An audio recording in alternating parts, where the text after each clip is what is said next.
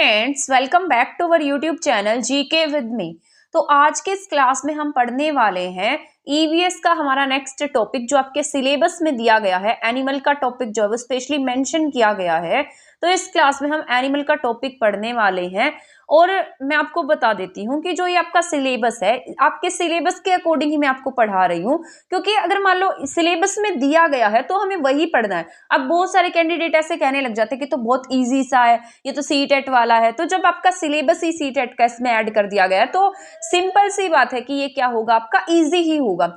And one more thing मैं आपको बता देती हूँ कि मैं आपको इसके साथ साथ और एक्स्ट्रा भी पढ़ाने वाली हूँ। पहले थोड़ा सा ना आप शांत होकर ये क्लासेस देखिए, इसके बाद मैं आपको सारा जो एनवायरनमेंट से रिलेटेड जो इंपॉर्टेंट पॉइंट्स हैं वो मैं सारे कराने वाली हूँ। और इसके साथ साथ मैंने आपको 3 क्लासेस जो पहले कराई थी ना उसको जरूर देख लेना। ये मत सोचना कि वो पुराने सिलेबस पर है तो उसमें से क्वेश्चन नहीं आएंगे। उसमें आपके मोस्ट इंपॉर्टेंट टॉपिक है, जैसे एसिड रेन का टॉपिक है, ग्लोबल वार्मिंग का टॉपिक है, ठीक है ना, कन्वेंशन है, एनवायरनमेंट से रिलेटेड टॉपिक है, वो सारा मैंने आपको कराया हुआ है। अब ऐसा जरूरी नहीं है कि इन्होंने ये सीटेट का सिलेबस इसमें ऐड किया है तो ये एनवायरनमेंट के और क्वेश्चन आपसे नहीं पूछेंगे।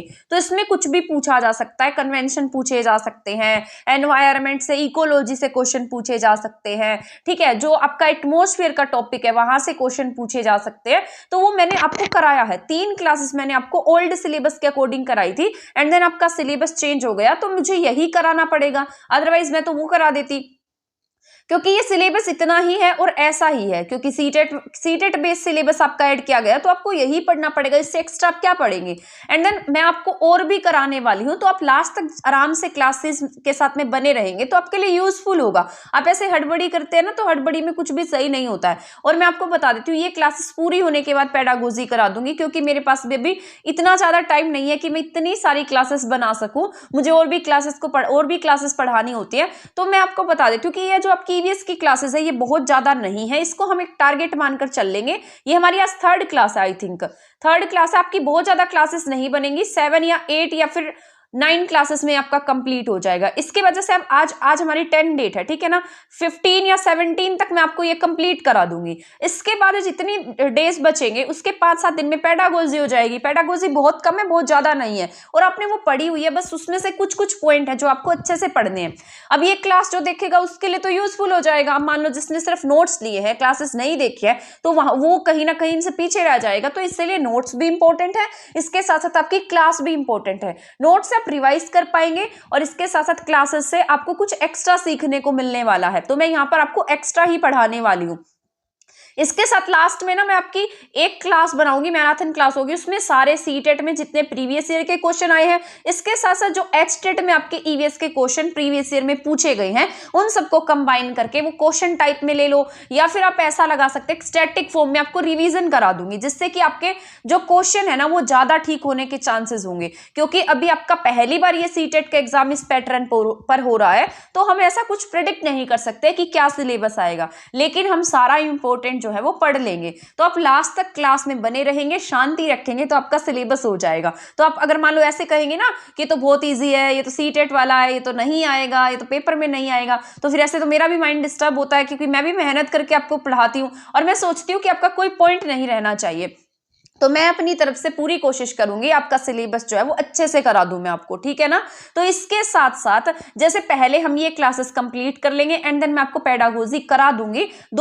अगर ज्यादा कम टाइम बचेगा तो उसकी मैराथन्स बना दूंगी। और एक बात और मैं आपको बता देती हूँ, आज आपको हमारे चैनल पर इंग्लिश पेडागोजी की कंप्लीट मैराथन देखने को मिलने वाली है। ये मैराथन क्लास जो है आपकी बहुत इंपॉर्टेंट रहने वाली है, ठीक है ना। ये वही वाली क्लासेस है जो मैंने अभी आपको 6 या 7 क्लासेस में कंप्लीट कराया है। तो ये क्लास आप जरूर देखिएगा, ये आपकी बहुत ज्यादा हेल्प करेगी। एक टाइप से आप इसको रिवीजन लगा सकते हैं, क्योंकि जिन्होंने उसको ऐसे मतलब अलग अलग देखा है अब वो इकट्ठे देखेंगे। फास्ट मोड पर कर लेना, 2x पर कर लेना या फिर 1.75x पर कर लेना और उसको सुनते जाना। इससे क्या होगा, आपके जितने भी आपने पढ़ा है वो सारा आपका रिवाइज हो जाएगा और वो बहुत जल्दी 1 घंटे में कंप्लीट हो जाएगा। इसके साथ साथ अब मैं आपको इंग्लिश पेडागोजी करा दी मैंने आपको, और इसके बाद मैं हिंदी पेडागोजी कराऊंगी। एंड देन जो प्रीवियस ईयर में क्वेश्चंस आए हुए हैं, जितने भी इंपॉर्टेंट क्वेश्चन मुझे मिलते हैं, वो सारे मैं आपको रिवाइज कराने वाली हूँ, ठीक है ना। तो आपके लिए यूजफुल रहेगा। आप ये मत सोचिएगा कि बहुत बेसिक सा कराया है, वो बेसिक इसीलिए कराया गया है ताकि आपका वहां से एक अच्छा बेस बन जाए। अब मान लो आपकी थोड़ी अंडरस्टैंडिंग भी बन गई है, आपका एक बेस बन गया है, तो आप उन क्वेश्चंस को सोल्व कर पाएंगे अगर आपने यहाँ पर थोड़ी बहुत प्रैक्टिस भी की है तो आपके लिए इस तरीके से यूजफुल रहेगा, ठीक है ना। तो ये बात आपको समझ में आ गई होगी। अब पहले आज हम पढ़ लेते हैं एनिमल का टॉपिक। अब देखो एनिमल में तो यही बातें होती है जो मैंने यहाँ पर लिखी हैं। अब मैं इससे एक्स्ट्रा कहां से लेकर आऊं जब ये सिलेबस ही ऐसा है इसका, ठीक है ना। तो यहाँ पर सबसे पहले हम एनिमल्स के बारे में पढ़ेंगे। इसके साथ साथ मैं देखती हूँ यहाँ पर अगर आपकी क्लास ज्यादा लेंथी नहीं होगी ना, तो मैं आपको इसमें बर्ड्स नेस्ट के बारे में भी पढ़ा दूंगी, ठीक है। एंड देन हम इसके बाद नेक्स्ट क्लास में 2 टॉपिक्स करके कर लेंगे। आपका बहुत ज्यादा सिलेबस नहीं है, ये बहुत कम सिलेबस है। इसके साथ मैं आपको एक्स्ट्रा भी पढ़ाऊंगी, तो उसको आप अच्छे से सुनना, और जो क्वेश्चन कराऊंगी उनको भी बहुत अच्छे से सॉल्व करना। एंड देन मुझे लगता है तब आपके ईवीएस में अच्छा स्कोर हो जाएगा, आपको टेंशन लेने की जरूरत नहीं है ईवीएस के लिए, ठीक है ना। तो अब यहाँ पर पढ़ लेते हैं एनिमल के बारे में। प्रारंभिक स्तर पर जीवों का वर्गीकरण कीड़े, पक्षी, रेंगने वाले स्तनधारी के रूप में किया गया। यानी कि जो प्राइमरी स्तर है, प्राइमरी जो स्टेज है, उसके लेवल पर क्या कहा गया, जीवों में क्या आते हैं, इंसेक्ट्स आते हैं, बर्ड्स आते हैं, रेंगने वाले स्तनधारी आते हैं, इनके रूप में किया गया है। और इन्हें मिलाकर सामूहिक रूप से क्या कह दिया गया कि ये क्या होते हैं, एनिमल्स होते हैं, ठीक है ना। अब एनिमल्स की विशेषताएं क्या होती है, कैरेक्टरिस्टिक्स क्या होते हैं। अब अलग अलग एनिमल्स की विशेषताएं पढ़ेंगे, ठीक है ना। जैसे हाथियों की विशेषता क्या है, स्नेक्स की क्या है, ठीक है। तो ये सारे इंपॉर्टेंट है, इसको हमें पढ़ना जरूरी है क्योंकि सीटेट बेस आपका सिलेबस दिया गया, तो सिलेबस यही होगा, इसके अलावा कोई सिलेबस नहीं होने वाला आपका। और मैंने आपको बता ही दिया कि इंपॉर्टेंट मैं आपको कराने वाली हूँ। थोड़ी शांति रखेंगे, लास्ट तक चैनल के साथ बने रहेंगे, तो मैं अपनी तरफ से 100% कोशिश करूंगी आपका सिलेबस अच्छा हो जाए, आपका कोई पॉइंट नहीं रहे। अब एग्जाम तो मैं बना कर नहीं आई, अब पहली बार एग्जाम हो रहा है, इसको एनालाइज भी नहीं किया जा सकता, तो अब इसमें जो मुझे बेस्ट लगेगा वो मैं आपको कराने की पूरी कोशिश करूंगी। इसके बाद हाथियों की विशेषता की बात कर लेते हैं। यहाँ पर elephants live in hertz. Elephants जो है वो किस में रहते हैं, हर्ड्स में रहते हैं, यानी कि झुंड में रहते हैं। एक बड़ा हाथी जो है एक दिन में 100 केजी से ज्यादा क्या खा लेता है, लीव्स खा लेता है। तो ये इंपॉर्टेंट है, एक बर्ड क्या करेगा आपके एक दिन में 100 केजी क्या खा लेगा, लीव्स खा लेगा। ये सीटेट में पूछा गया, तो इक्वली सीटेट के लिए तो इंपॉर्टेंट है ये क्लास आपकी। मान लो आप फर्स्ट टाइम एग्जाम दे रहे हैं, सीटेट देंगे तो उसमें भी आपकी मोस्ट इंपॉर्टेंट रहेगी। तो एक बड़ा हाथी क्या करेगा, एक दिन में कितने केजी से ज्यादा लीव्स खा जाएगा, राउंड ऑफ 100 केजी के अराउंड वो क्या खा लेता है, लीव्स खा लेता है। केवल 2 से 4 घंटे क्या करता है, वो सोता है, ठीक है ना। तो ये याद रखना है, हाथी कितने घंटे सोता है, 2 से 4 घंटे सोता है। मुझे लगता है ऐसे ही क्वेश्चन आपके एग्जाम में आएंगे, एक बड़ी सारी डेफिनेशन बना कर देगा, 3-4 पॉइंट्स होंगे उसमें, और उसमें से आपको बताना होगा कि इसमें से हाथी की कौन सी विशेषता नहीं है। तो इन सारी विशेषताओं को ध्यान से पढ़ना। आप सोचेंगे पता नहीं मैं क्या पढ़ा रही हूँ, तो ऐसे क्वेश्चन आपके एग्जाम में पूछे जाते हैं। बुजुर्ग हथीनी जो है वो झुंड की क्या होती है, नेता होती है, यानी कि एल्डरली फीमेल एलिफेंट जो है वो क्या होती है, इस झुंड की क्या होगी, हेड होगी, लीडर होगी। यहाँ पर मेल एलिफेंट नहीं है, फीमेल एलिफेंट जो है वो क्या है, इसका हेड होता है। 10 से 12 हाथी बच्चे क्या करते हैं, एक झुंड में रहते हैं, और हाथी 14 से 15 साल तक झुंड में रहेगा, उसके बाद ये अलग अकेला रहने लगता है, ठीक है ना। तो ये पॉइंट याद रखना है। इसके बाद यहाँ पर है 3 महीने के हाथी का वजन 200 किलोग्राम होता है। तो कितना ज्यादा वेट है इसका, 3 महीने का जो हाथी है वो कितने केजी का होगा, 200 केजी का होगा। हाथी को क्या पसंद है, केले खाना पसंद है, हाथी को पसीना नहीं आता, वह पृथ्वी पर स्थल का सबसे बड़ा स्तनधारी है। तो ये सारे पॉइंट याद रखने हैं, एक बार रिवाइज करा देती हूँ मैं आपको।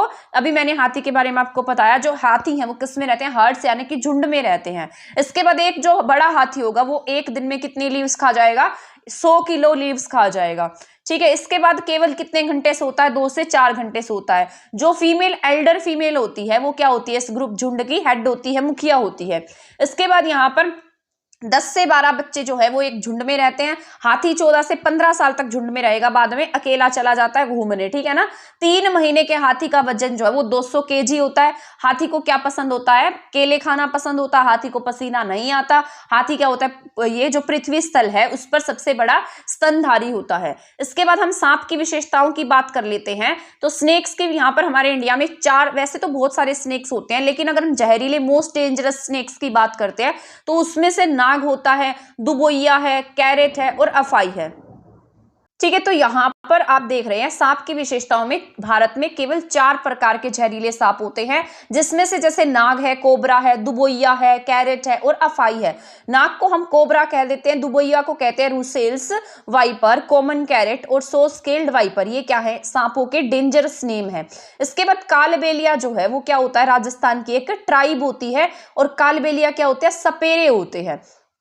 तो ये इंपॉर्टेंट है। आपके 4 तरीके के सांप हैं। एक नाग है जिसे कोबरा कहते हैं, दुबोइया रूसेल्स वाइपर है, कैरेट कॉमन कैरेट है, अफाई का नाम है सो स्केल्ड वाइपर, ठीक है। कालबेलिया क्या होते हैं? सपेरे होते हैं और ये कहाँ की ट्राइब है? राजस्थान की ट्राइब है ये। सपेरे सांप के काटने की दवा किससे बनती है? सांप के जहर से बनती है, तो ये इंपॉर्टेंट है। सांप के 2 खोखले दांत होते हैं जिसके द्वारा वो क्या करता है? वो जहर छोड़ता है, काटता नहीं है, क्या करता है? वो जहर छोड़ेगा उससे। सांप के बाहरी कान नहीं होते, वह जमीन पर क्या करता है? कंपन को सुनता है। उसको वो मतलब उसको वाइब्रेशन फील होती है, वो सुन नहीं सकता, ओनली वाइब्रेशन को महसूस कर सकता है। अपने 2 दांतों से क्या करता है? काटता है। वो किसके काम आते हैं? जहर छोड़ने के काम आते हैं, ठीक है ना। तो सांप के जो दांत होते हैं वो किस लिए काम आते हैं? जहर छोड़ने के काम आते हैं। सांप के दांत नुकीले होते हैं, वह भोजन को चबाता नहीं है अपितु क्या करता है? निगल जाता है। सांप को नचाने वाले को क्या कहते हैं? कालबेलिया कहते हैं। कालबेलिया लोग जो होते हैं सांप के डंक के निशान से जान जाते थे कि किस प्रकार के सांप ने उसे काटा है। कालबेलिया लोग जो होते हैं अपने बेटी की शादी में क्या देते हैं? सांप को तोहफे में देते हैं। तो ये देखो कितने इंपॉर्टेंट पॉइंट्स हमें यहाँ सीखने को मिले हैं। तो यहाँ पर सांप की विशेषताओं की बात की जाए तो सांप जो है 4 तरीके के हमारे यहाँ सांप है मोस्ट डेंजरस, जिसमें से कोबरा है, ठीक है, कालबेलिया है, इसके साथ साथ यहाँ पर हमने पढ़ा कॉमन कैरेट है और अफाई है, सॉरी दुबोइया है। यहाँ पर कालबेलिया की बात करते हैं तो कालबेलिया जो है वो सपेरे होते हैं, राजस्थान की क्या है? एक ट्राइब है। सांप के काटने की दवाई किससे बनती है? उसी के जहर से बनती है। इसके साथ साथ सांप के 2 खोखले दांत होते हैं जिसके द्वारा वो क्या करता है? जहर छोड़ने का काम करता है। इसके बाद सांप के क्या नहीं होते? कान नहीं होते हैं, वो सुन नहीं सकता, ओनली वाइब्रेशन को फील कर सकता है।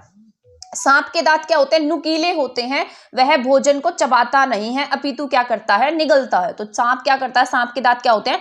नुकीले होते हैं, वो क्या करता है? भोजन को चबाता नहीं, क्या करता है? वो उन्हें निगल जाता है। सांप को नचाने वाले को हम क्या कहते हैं? कालबेलिया कहते हैं। कालबेलिया लोग क्या करते हैं? अपनी बेटी की शादी में सांप को तोहफे में देते हैं। तो ये पॉइंट जो है वो आपको स्नेक से रिलेटेड पॉइंट मैंने जो बताए हैं वो आपको अच्छे से याद रख लेने हैं। इसके बाद अगर हम टाइगर की बात करते हैं, ऐसा एक क्वेश्चन आपके एग्जाम में जरूर आएगा। इनकी सारी जो विशेषताएं हैं उन्हें आप ध्यान से सुनिएगा, इसमें से आपको क्वेश्चन देखने को जरूर मिलने वाला है, चाहे लिखवा लो, इसमें से क्वेश्चन जरूर आएगा। ये जो टॉपिक मैं आपको पढ़ा रही हूँ, आपको लगता होगा कि ये इजी है, हमने सीटेट में पढ़ा है, लेकिन ये इसमें से क्वेश्चन आपको देखने को मिलने वाला है। अब बाघ की बात कर लेते हैं, टाइगर की बात कर लेते हैं। टाइगर से पहले यहाँ पर हमारा जो नेशनल एनिमल था वो लायन था, लेकिन 1973 में हमने प्रोजेक्ट टाइगर चलाया और इसके बाद हमारे यहाँ पर जो नेशनल जो एनिमल है वो हमारे आज क्या है? टाइगर है। 1973 से पहले हमारा नेशनल एनिमल क्या था?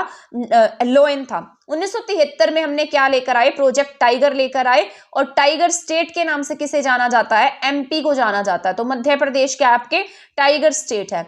इसके बाद बाघ की गर्जना जो है वो बाघ जो है वो गर्जना को कहां तक सुन सकता है? 3 किलोमीटर की दूरी तक सुन सकता है। क्या आप सुन सकते हैं 3 किलोमीटर की दूरी तक? तो बाघ की कितनी ज्यादा वो है, मतलब सुनने की क्षमता कितनी ज्यादा है? तो बाघ की जो गर्जना है वो कितनी होती है? 3 किलोमीटर दूर तक उसे सुन सकता है। बाघ अंधेरे में हमसे 6 गुना बेहतर देख सकता है। इसमें क्या होती है? 4 टांगे प्लस 2 आईज। तो ये क्या करेगा? हमसे 6 गुना ज्यादा देख सकता है। तो आप अगर जाएंगे तो मिनट में आपको देख लेगा। तो बाघ क्या करता है? अंधेरे में भी हमसे 6 गुना ज्यादा देख सकता है। तो कितनी इंपॉर्टेंट पॉइंट्स है ये। बाघ अपने शिकार का सही पता हवा से और उसकी जो विस्कर्स होती है, मूछें होती है, उनसे पता लगा लेता है कि मतलब कहां पर शिकारी है। उसके बाद इसे अंधेरे में रास्ता ढूंढने में उनसे मदद मिलती है। बाघ जो है वो जैसे मूत्र की गंध से दूसरे बाघ को क्या कर लेता है? पहचान लेता है। तो ये आपके टाइगर की कुछ विशेषताएं हैं। तो आपसे पूछा जा सकता है टाइगर, प्रोजेक्ट टाइगर कब आया था, तो 1973 में आया है। प्रोजेक्ट टाइगर स्टेट किसे कहते हैं, एमपी को कहते हैं। 1973 से पहले हमारा नेशनल एनिमल क्या था, लोयन था। बाघ जो होता है वो उसकी गर्जना जो है वो 3 किलोमीटर तक सुनाई देती है। मतलब जब वो, ये पॉइंट यहां पर ऐसा लिखा है कि 3 किलोमीटर तक उसकी गर्जना सुन सकती है। मतलब मैंने थोड़ा अपोजिट बता दिया था। तो बाघ की गर्जना जो है वो 3 किलोमीटर तक सुन सकती है।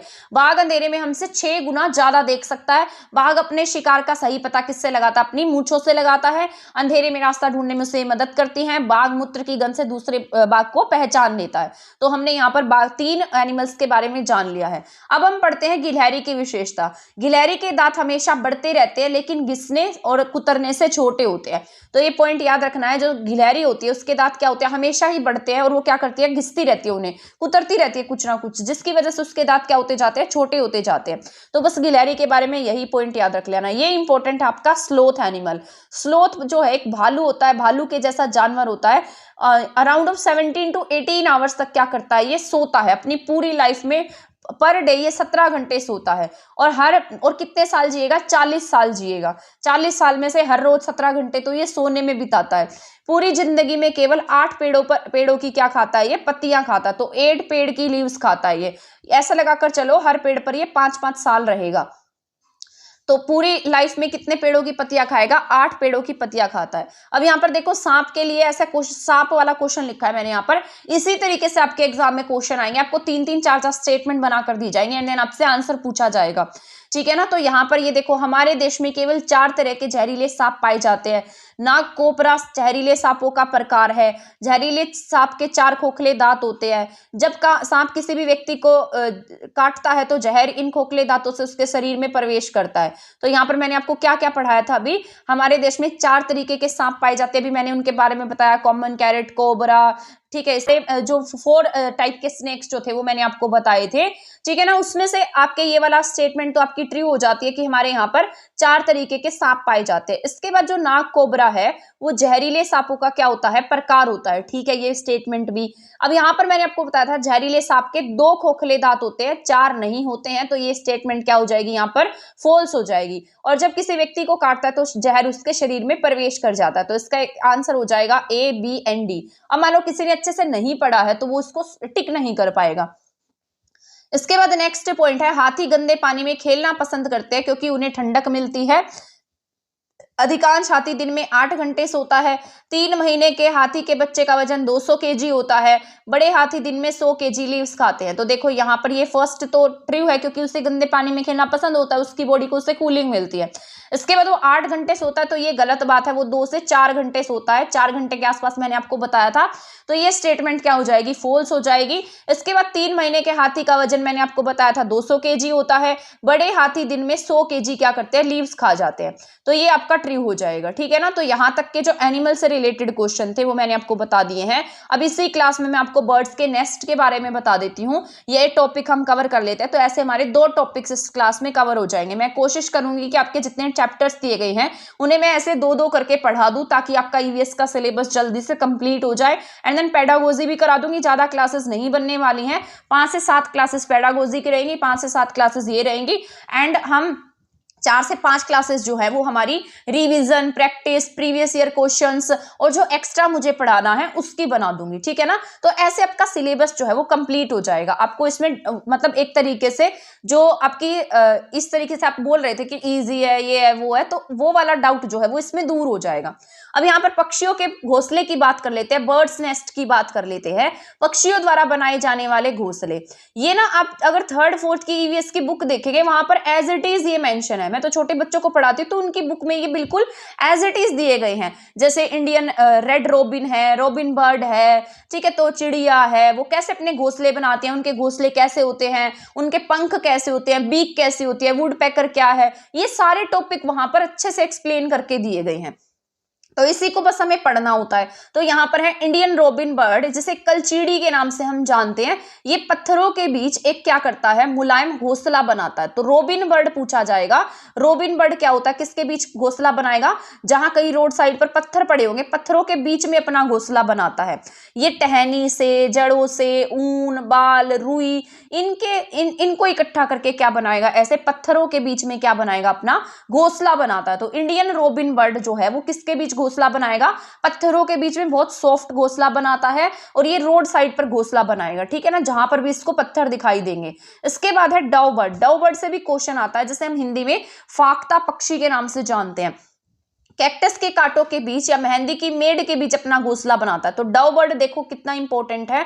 डव बर्ड किसके बीच में, कांटों के बीच में घोंसला बना रहा है, और वो भी कौन से कांटे हैं, कैक्टस के। कैक्टस आपने देखा होगा तो उसके ऊपर बहुत सारे कांटे होते हैं। तो डव बर्ड जो है वो कैक्टस की कांटों में क्या बनाता है, अपना घोंसला बनाता है। इसके साथ साथ वो मेहंदी की जो मेड़ होती है उनके बीच में क्या करता है, अपना घोंसला बनाता है। तो फर्स्ट वन मैंने आपको बताया रोबिन बर्ड, जो पत्थर के बीच में घोंसला बनाएगा। सेकंड मैंने आपको डव बर्ड बताया है, जो कैक्टस की कांटों के बीच में अपना घोंसला बनाता है, ठीक है ना। इसके बाद थर्ड पॉइंट है गोरैया और कबूतर पक्षी।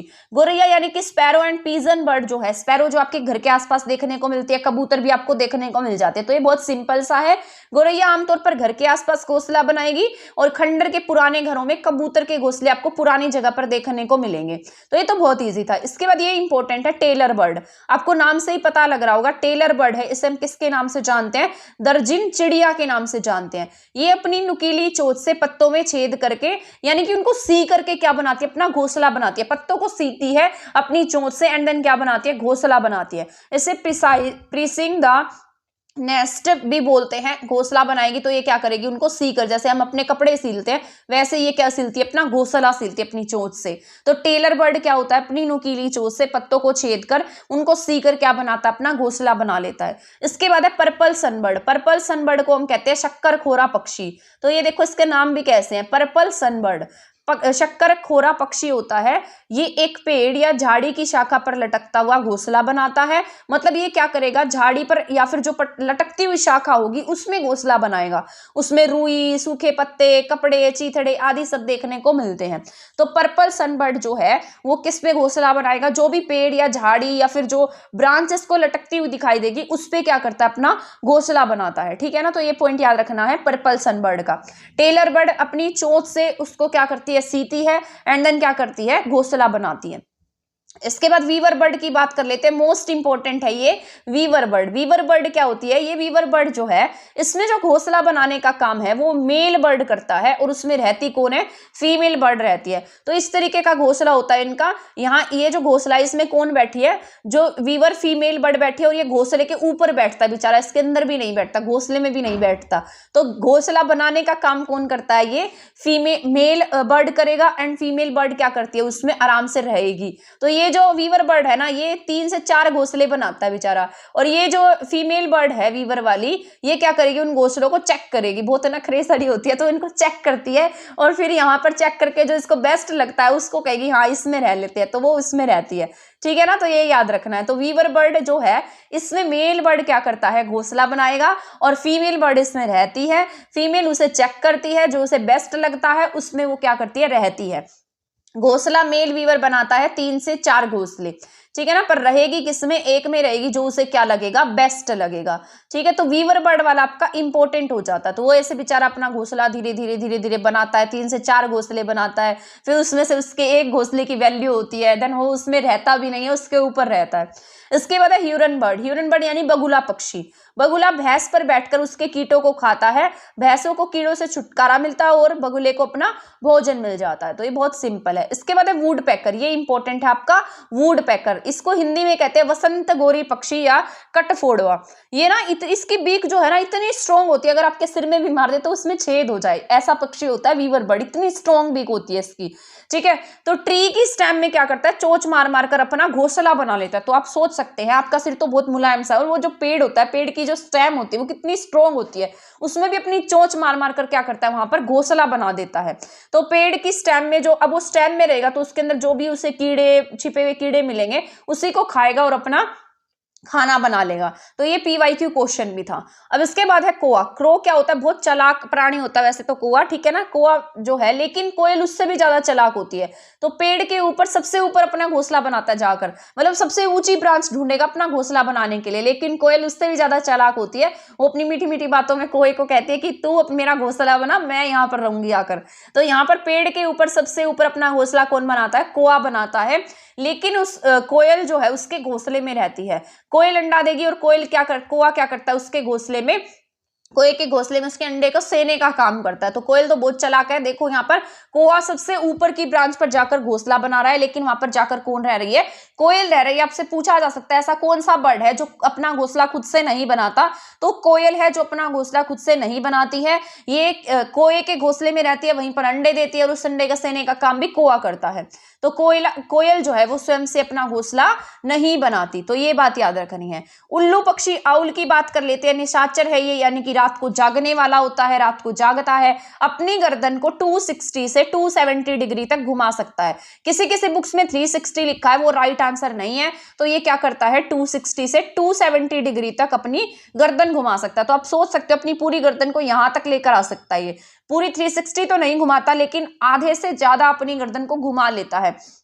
तो जो आउल होता है वो रात को जागता है। इसके बाद हम मैना बर्ड की बात कर लेते हैं। जो मैना बर्ड है, मैना बर्ड जो होती है, रेगिस्तान में मैना चिड़िया पाई जाती है। मैना अपनी गर्दन को झटके से पीछे कर देती है। ये क्वेश्चन पूछे जाते हैं, ये सीटेट में पूछे गए हैं। तो मैना बर्ड क्या होगी? रेगिस्तान में पाई जाएगी और झटके से अपनी गर्दन को पीछे करती है। तो ये पीवाईक्यू क्वेश्चन है, ये सीटेट में आया हुआ है। तो मैना बर्ड क्या है? झटके से अपनी गर्दन को पीछे करती है। इसके बाद अगर हम इंपॉर्टेंट फैक्ट्स की बात कर लेते हैं, तो पक्षियों के पंख जो होते हैं वो सर्दी गर्मी से बचने के लिए रूपांतरित होते हैं, यानी कि उन्हें सर्दी से गर्मी से बचाने का काम करते हैं। पक्षियों की चोंच में दांत नहीं होते, तो ये याद रखना। उनकी जो बीक होती है उसमें क्या नहीं होते? दांत नहीं होते हैं। और जो बर्ड होते हैं उनका जो हार्ट होता है उसमें कितने चैम्बर्स हैं? 4 चैम्बर्स हैं। जैसे आपके हार्ट में भी 4 चैम्बर्स हैं, वैसे ही बर्ड्स के हार्ट में भी 4 चैम्बर्स होते हैं, 4 कोस्ट होते हैं, ठीक है ना। इसके बाद नेक्स्ट पॉइंट पर चलते हैं। ईमू, कीवी, पेंगुइन, रिया, शुतुरमुर्ग, ये क्या है? उड़ते नहीं है। तो कीवी नहीं उड़ता, पेंगुइन नहीं उड़ता, रिया बर्ड होती है वो नहीं उड़ती, शुतुरमुर्ग, ऑस्ट्रिच नहीं उड़ता। ज्यादातर क्वेश्चन तो ऑस्ट्रिच से आते हैं। ऑस्ट्रिच सबसे बड़ा होता है, थोड़ा सा उड़ता है, ज्यादा ऊंचाई पर नहीं जाता, ठीक है ना। तो लेकिन हम उससे किस में काउंट कर देते हैं कि उड़ने वाले पक्षी नहीं है। सबसे बड़ा अगर अंडे की बात की जाए तो शुतुरमुर्ग का, यानी कि ऑस्ट्रिच का एग जो है वो सबसे बड़ा होता है। पक्षी केवल अंडा देने के लिए घोंसला बनाते हैं, उसमें रहने के लिए नहीं, ओनली ले एग्स के लिए बनाएंगे। और कौन से मंथ में बनाते हैं? अप्रैल के मंथ में क्या करते हैं? अंडे देते हैं। पक्षी की हड्डी कैसी होती है? खोखली होती है, उसमें हवा भरी होती है। तो ये याद रख लेना है, इंपॉर्टेंट पॉइंट है। पक्षियों की हड्डी कैसी होगी? खोखली होगी, उसमें हवा भरी होती है। पक्षी एक ही समय में 2 आंखों से 2 अलग अलग चीजों पर नजर डाल देता है। पक्षी देखने के लिए अपनी गर्दन को ज्यादा झुकाते हैं, क्योंकि उनकी आंखों की पुतलियां नहीं घूम सकती। मतलब जैसे हमारी आईज ऐसे घूम जाती है, उनकी आईज एक जगह पर स्थिर रहती है, वो सिर्फ अपनी गर्दन को घुमा सकते हैं, ठीक है ना। तो ये याद रख लेना। चील, बाज और गिद्ध जो है वो हमसे 4 गुना ज्यादा दूर तक देख सकते हैं। तो इनकी आईज जो है, तो कई बार हम ऐसे नहीं कह देते थे तो बाज जैसी आंखें हैं, तो वो क्या कर सकते हैं? बाज या गिद्ध जो है वो 4 गुना ज्यादा देख सकते हैं। रात को जो एनिमल्स, जो भी बर्ड हैं जो रात को जागते हैं, उन्हें सारी चीजें कैसी दिखाई देती है?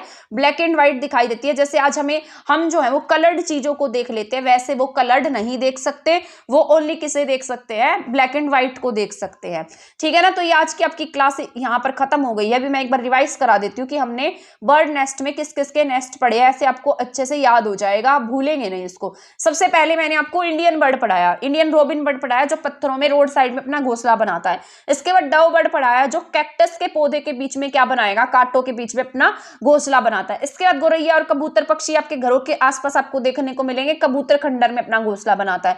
टेलर बर्ड जो होती है वो क्या करती है? अपने घोंसले को सीकर घोंसला बनाती है। पर्पल सनबर्ड को हम शक्करखोरा पक्षी कहते हैं। ये एक झाड़ी या पेड़ की झाड़ी पर लटकती हुई जो शाखा होगी उस ब्रांच पर क्या करता है? अपना घोंसला बनाता है। वीवर बर्ड इंपॉर्टेंट था, मेल बर्ड घोंसला बनाता है, उसमें कौन रहती है? फीमेल बर्ड रहती है।